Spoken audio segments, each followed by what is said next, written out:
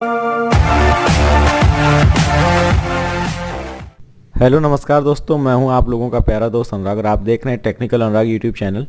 तो दोस्तों, सबसे पहले आप सभी को दीपावली की हार्दिक शुभकामनाएं। आज की वीडियो में दोस्तों मैं आप लोगों को बताने वाला हूं कि आप लोगों को जैसा पता है कि 16 नवंबर 2020 से पूरे उत्तर प्रदेश में CSC 3.0 लागू होने जा रहा है, जिसके तहत जितने भी पुराने जनसेवा केंद्र थे सभी आईडी बंद की जा रही हैं।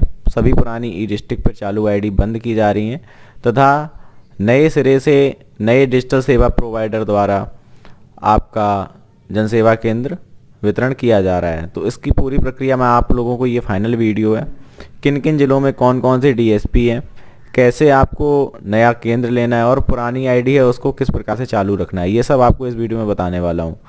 तो वीडियो को कहीं भी मिस मत कीजिएगा, वीडियो के साथ जुड़े रहिएगा। तो यहाँ पर अभी सबसे पहले एक ही आ रहा है, DSP user management login will not available from 15 तारीख 11वां महीना 2020 10 बजे रात से लेकर 16 तारीख की सुबह के 1 बजे तक ये बंद रहेगा। तो मतलब यहाँ पर माइग्रेशन चल रहा है, जो पुराने DSP थे वो हटाकर नए DSP आ रहे हैं। अब काफ़ी लोगों का जो मन में एक सवाल है कि हमारी पुरानी आईडी है, सहज से, वयमटेक या किसी अन्य डिजिटल सेवा प्रोवाइडर से हमारी आईडी है, उसका क्या होगा। तो वो सभी आईडी केवल रीड ओनली मोड पर कार्य करेंगी। मतलब जितने भी आपने आवेदन अभी तक डाल चुके हैं 15 तारीख तक, उन सभी को डाउनलोड करने का उसमें केवल काम आपका रह जाएगा। नए एप्लीकेशन उस आईडी से आप नहीं डाल पाएंगे।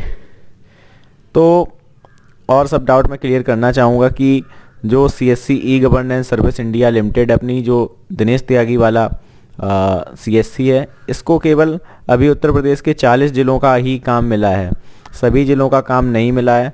तो आपको यहाँ पर क्या करना है, ई डिस्ट्रिक्ट को ओपन करना, सबसे पहले CSC 3.0 न्यू इस पर क्लिक करना है। तो आपके सामने इस तरीके का एक टैब खुलकर आ जाएगा। यहाँ पर सभी ज़िले दिए गए हैं और ज़िले से संबंधित जो DSP को काम मिला है उन DSP के नाम दिए गए हैं। सबसे पहला ज़िला यहाँ पर है आगरा। तो आगरा की बात कर लेते हैं। आगरा के जो 2 DSP हैं वो है, एक वयम टेक्नोलॉजीज लिमिटेड और दूसरा है श्रेयी इंफ्रास्ट्रक्चर फाइनेंस लिमिटेड। तो यहाँ पर देख रहे हैं आप CSC को काम नहीं मिला है। तो अगर जो आगरा के हमारे BLE भाई हैं जो कॉमन सर्विस सेंटर चलाते हैं, दिनेश त्यागी सरवाला, तो उनको CSC की माध्यम से ई डिस्ट्रिक्ट का काम नहीं मिलने वाला है। उनको क्या करना होगा, वो चाहे तो वयम टेक से जनसेवा केंद्र ई डिस्ट्रिक्ट ले सकते हैं या श्रेयी इंफ्रास्ट्रक्चर फाइनेंस लिमिटेड से जनसेवा केंद्र ले सकते हैं। और जैसा कि आपको पता होगा, आगरा के लिए वयम टेक पहले भी जनसेवा केंद्र प्रोवाइड कराता था। जो लोग पुराने BLE हैं वयम टेक के, उनको भी रिन्यूअल करना पड़ेगा, जिसकी फ़ीस 700 से लेकर 800 रुपये के बीच में आप लोगों से लगेगी। रिन्यूअल नहीं करेंगे तो आपकी पुरानी आईडी केवल रीड ओनली मोड पर कार्य करेगी और नया केंद्र आपको नहीं मिल पाएगा। इसके बाद जो मैं नई चीज़ आपको बताने वाला हूँ कि ये भी आपको चेक कर लेना है, CSC भी 2 कंपनियों में डिवाइड है। एक तो CSC e governance service India limited और दूसरा CSC वाईफाई चौपाल। क्योंकि एक उत्तर प्रदेश सरकार ने जब टेंडर निकाला था तो कुछ इस प्रकार से निकाला था कि जो एक DSP है वो कुछ 20 या 25 इस तरीके से कुछ लिमिट कर दी गई थी, इससे ज़्यादा ज़िलों का काम नहीं ले सकता है। तो CSC ने 2 कंपनियां बनाकर इस काम को ज़्यादा ज़िलों में प्राप्त किया है, एक CSC ई गवर्नेंस और दूसरा CSC वाईफाई चौपाल। काम दोनों आपका डिजिटल सेवा पोर्टल में ही आने वाला है, लेकिन जो रजिस्ट्रेशन की प्रक्रिया है वो अलग अलग हो गई है। जैसे कि अमेठी ज़िले वालों को CSC e governance service India limited के रजिस्ट्रेशन पेज पे अपना रजिस्ट्रेशन करना है और अमरोहा के जो BLE भाई हैं उनको CSC वाईफाई चौपाल। अगर वो CSC कॉमन सर्विस सेंटर नहीं चलाते हैं और केवल ई डिस्ट्रिक्ट का काम लेना चाहते हैं तो वो इंडिया पावर कॉरपोरेशन लिमिटेड, इस कंपनी से भी ई डिस्ट्रिक्ट का काम ले सकते हैं, नई आईडी ले सकते हैं। अब आपको एक चीज़ ज्ञात होनी चाहिए कि जितनी भी पुरानी आईडी थी अभी तक जिस पंचायत में जिस गांव के नाम से चल रही थी वो सब खत्म हो चुकी हैं।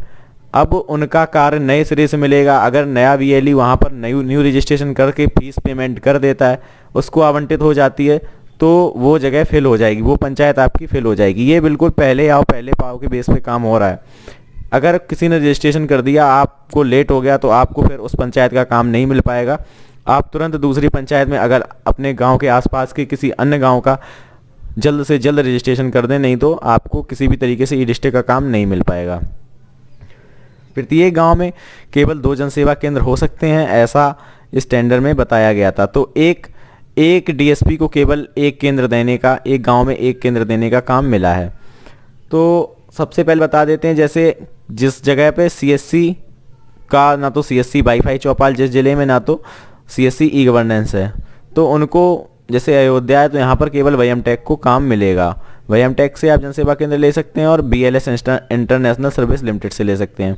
अब यहाँ पर किस प्रकार से रजिस्ट्रेशन होगा, क्या होगा, वो सब मैं आपको बता देता हूँ। सबसे नीचे आपको स्क्रॉल करके आना है।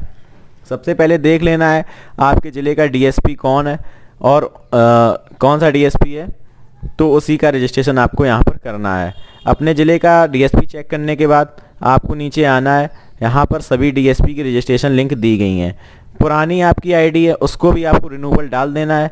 अगर आप इस अभी सेम पंचायत में काम करते हैं और आगे रिन्यूअल करके दूसरी पंचायत में काम लेना चाहते हैं, वो भी आपको यहाँ पर मिल सकता है। जैसे आपके ज़िले में पहले आप सीएमएस की आईडी चलाते थे और आपके पास सीएससी का कोई काम नहीं है, तो चाहें तो आप सीएससी से रजिस्ट्रेशन कर सकते हैं। अगर आपके यहाँ आपके पास सीएससी आईडी है तथा आपके ज़िले में सीएससी को काम मिला है, तो यहाँ पर edistrict.up.csccloud.in, अगर आपके यहाँ सीएससी वाईफाई चौपाल को काम मिला है तो आप इस वाईफाई चौपाल वाली लिंक पर आकर रजिस्ट्रेशन कर सकते हैं। इस लिंक को आपको ओपन करना है, लॉग इन विद डिजिटल सेवा कनेक्ट पर क्लिक करना है और यहाँ पर आपको सीएससी आईडी पासवर्ड डाल के लॉगिन करना है। जैसा कि आपको ज्ञात होना चाहिए कि सीएससी कभी भी किसी भी सेवा के लिए कुछ बहुत ज़्यादा चार्ज नहीं करती है, ऐसा ही यहाँ पर भी है। सीएससी मात्र ₹1.18 इस सर्विस के लिए ले रही है, जो कि बिल्कुल ना के बराबर है। अन्य डीएसपी को देखते हुए बिल्कुल ना के बराबर है आपका। अन्य डीएसपी यहाँ पर ₹1000 तक चार्ज कर रहे हैं। तो यहाँ पर आपको अपना सीएससी आईडी पासवर्ड डाल के लॉगिन करना है। इस प्रकार से यहाँ पर इसको ऑथराइज करना है और आपको यहाँ पर आपकी ईमेल आईडी और स्टेटस और डिस्ट्रिक्ट, आपका ये जो स्टेट है उसका नाम लिख के आएगा, यहाँ प्रोसीड करना है। यहाँ पर ये भी एक चीज़ है कि आपके ज़िले में 2 डीएसपी हैं, तो दोनों डीएसपी में से किसी एक डीएसपी से ही आप काम ले सकते हैं। ये नहीं है कि दोनों डीएसपी से 2 आईडी आपने ले ली। आपको यहाँ पर अपना पहला नाम नहीं, यहाँ पर आपको पूरा नाम यहाँ पर अपना डालना है। यहाँ पर मोबाइल नंबर, यहाँ पर आपको ईमेल आईडी, स्टेट आपको चूज करना है और डिस्ट्रिक्ट यहाँ पर। अब यहाँ पर कुछ लोगों की प्रॉब्लम है कि डिस्ट्रिक्ट का नाम नहीं आ रहा है, तो उन लोगों के डिस्ट्रिक्ट का नाम क्यों नहीं आ रहा है, क्योंकि उन लोगों के ज़िले में सीएससी वाईफाई चौपाल को काम नहीं मिला है। मेरी जो आईडी है औरैया डिस्ट्रिक्ट की है और मैं सीएससी वाईफाई चौपाल में लॉगिन कर रहा हूँ, जो कि मेरे यहाँ पर सीएससी ई गवर्नेंस को काम मिला है। तो मैं सीएससी ई गवर्नेंस के रजिस्ट्रेशन पेज पर जब आऊँगा तब मेरे ज़िले का नाम आएगा। जिन लोगों का सीएससी वाईफाई चौपाल ज़िले वाईफाई चौपाल को टेंडर मिला है और उनकी सीएससी आईडी भी उसी ज़िले की है, तब इस लिंक पर आके रजिस्ट्रेशन करेंगे, उनके ज़िले का नाम भी यहाँ पर आएगा। यहाँ पर ब्लॉक सेलेक्ट करेंगे, ग्राम पंचायत, विलेज, तो ग्राम पंचायत सेलेक्ट करेंगे। अगर आपकी ग्राम पंचायत में ऑलरेडी फील्ड दिखा रहा है, अगल बगल की ग्राम पंचायत को आप सेलेक्ट करके यहाँ पर रजिस्ट्रेशन कर दीजिए। 16 तारीख से आपका डिजिटल सेवा पोर्टल में ये सेवा चालू हो जाएगी। यहाँ पर जो ई डिस्ट्रिक्ट लॉगिन है, यहाँ पर जब आप आएंगे, अभी ये ओपन नहीं हो रहा है टेक्निकल किसी प्रॉब्लम की वजह से, तो यहाँ पर डिजिटल सेवा कनेक्ट को इंटीग्रेट कर दिया जाएगा, जिसके माध्यम से आप यहाँ पर लॉगिन कर पाएंगे। और दूसरी चीज़ जो यहाँ पर मैंने बताया था, अगर आपके ज़िले में सीएससी वाईफाई चौपाल तथा सीएससी ई गवर्नेंस किसी को भी काम नहीं मिला है, जैसे मैं यहाँ पर औरैया ज़िले में सीएमएस को काम मिला है, तो मैं आपको यहाँ सीएमएस में दिखा देता हूँ किस प्रकार से आईडी लेनी है, किस प्रकार से रिन्यूअल करना है। यहाँ पर सभी डीएसपी की लिंक दी गई हैं। जौन सा डीएसपी आपके ज़िले का है उसको सिलेक्ट करके यहाँ पर आएंगे। एप्लीकेंट टाइप में यहाँ पर अगर आप रिन्यूअल कर रहे हैं, पुरानी आईडी है, पहले भी आपके ज़िले में सीएमएस था और अभी भी आपके ज़िले में सीएमएस को काम अगर मिला हुआ है, तो आप यहाँ पर आएंगे, अपनी उसी आईडी को रिन्यूअल करना चाहेंगे तो यहाँ पर आप रिन्यूअल ऑफ सीएससी करेंगे, और अगर नया रजिस्ट्रेशन करना चाहते हैं तो न्यू सीएससी यहाँ पर आप सिलेक्ट करेंगे। प्रीवियस एससीए का नाम, मतलब प्रीवियस डीएसपी जो आपका था उसका नाम यहाँ पर सिलेक्ट करेंगे। वाईएम टेक सीएमएस सहज, उसको यहाँ पर सीएमएस है तो आप सीएमएस टिक करने के बाद type of CSC location rural है या अर्बन, वो आप सिलेक्ट करेंगे। जैसे कि आपके यहाँ पुराना सीएमएस था और आप सहज में रजिस्ट्रेशन करना चाहते हैं तो यहाँ पर पुराने डीएसपी का नाम आप चूज करेंगे। डिस्ट्रिक्ट, ब्लॉक, इस तरीके से फॉर्म को पूरा फिलअप करने के बाद आप सबमिट कर देंगे। रिन्यूअल की फ़ीस 700 से लेके 800 के बीच में है, ऐसा मेरे जो ई डिस्ट्रिक्ट मैनेजर है उनसे बात हुई थी, वहाँ से मुझे ये जानकारी प्राप्त हुई है। एक चीज़ आपको बहुत ज़्यादा ध्यान रखनी है कि ये सब बिल्कुल जल्दी मतलब पहले आओ पहले पाओ के बेस पे है। अगर आप चूक जाते हैं, कुछ दिन तक आप रुक जाते हैं, वेट करते हैं और फिर रजिस्ट्रेशन करते हैं, तो तब तक सभी पंचायतें फेल हो जाएंगी। क्योंकि आप जानते हैं बहुत सारे BLE भाई अपने एक्सपर्ट हैं, वो कुछ ना कुछ करके जल्द से जल्द सभी पंचायतें फेल हो जाएंगी। तो आपको वेट बिल्कुल नहीं करना है, तुरंत के तुरंत रजिस्ट्रेशन कर देना है, जिससे आपको भी ई-डिस्ट्रिक्ट का काम प्राप्त हो सके। नहीं तो आपको फिर 3 से लेकर 5 साल तक वेट करना ही पड़ेगा, जब तक दोबारा टेंडर नहीं होता है, तभी आपको नई ID ई-डिस्ट्रिक्ट की मिल पाएगी। तो मैं एक बार आपको यहाँ दिखा देता हूँ किस प्रकार से ये बता रहा है पंचायत वैकेंट है या नहीं है। ये मैं आपको एक बार दिखाना चाहता हूँ।